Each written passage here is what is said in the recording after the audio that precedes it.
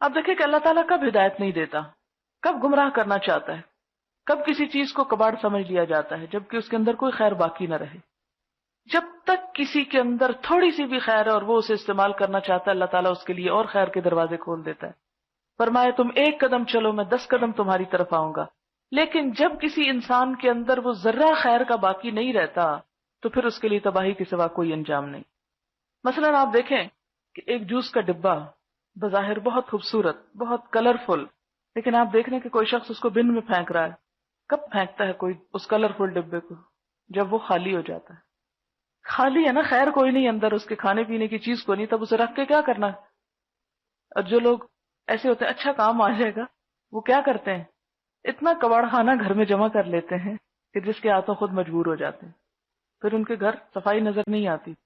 اب آپ دیکھیں کہ ایسے ہی کباڑ خانے جمع کر کر کے اللہ تعالیٰ کو کیا کرنا تھا دنیا بھر کے ایسے ہی سرکش لوگوں سے؟ لہذا اللہ تعالیٰ نے بھی کیا کیا، جب ان کے اندر آخری قطرہ بھی خیر کا نکل گیا تو ان سے ہدایت کی توفیق چھین لی۔ یہ شروع میں نہیں ہوا، یہ آخری موڑ پہ آ کے ہوا، اور پھر انہیں اس خالی ڈبے کی طرح بن میں ہی پھینکا جانا تھا۔ آپ دیکھیں کہ آپ کسی انسان کو زمین میں کب دفناتے ہیں؟ جب اس کی روح نکل جاتی، مر جاتا ہے وہ، ہے نا؟ زندہ کو تو نہیں دفناتے۔ روح ایک قیمتی چیز ہے نا، روح ہے تو اس وقت ہم بول رہے ہیں، سن رہے ہیں، سمجھ رہے ہیں، کام کر رہے ہیں۔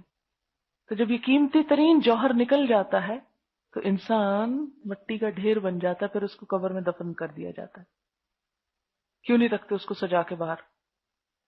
بالکل اسی طرح جب کسی انسان کی ضمیر بالکل مردہ ہو جاتا ہے، اس کو حق کی کوئی بات سمجھ میں نہیں آتی، وہ حق قبول ہی نہیں کرنا چاہتا، اس کے اندر کوئی خیر باقی نہیں رہتا، تو پھر اللہ کیا چاہتا ہے؟